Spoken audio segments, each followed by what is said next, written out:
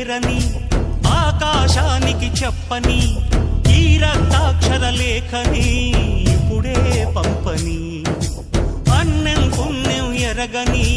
మా సీమకిరా రమ్మని ఆహ్వానం అందించని మెరిసే చూపుని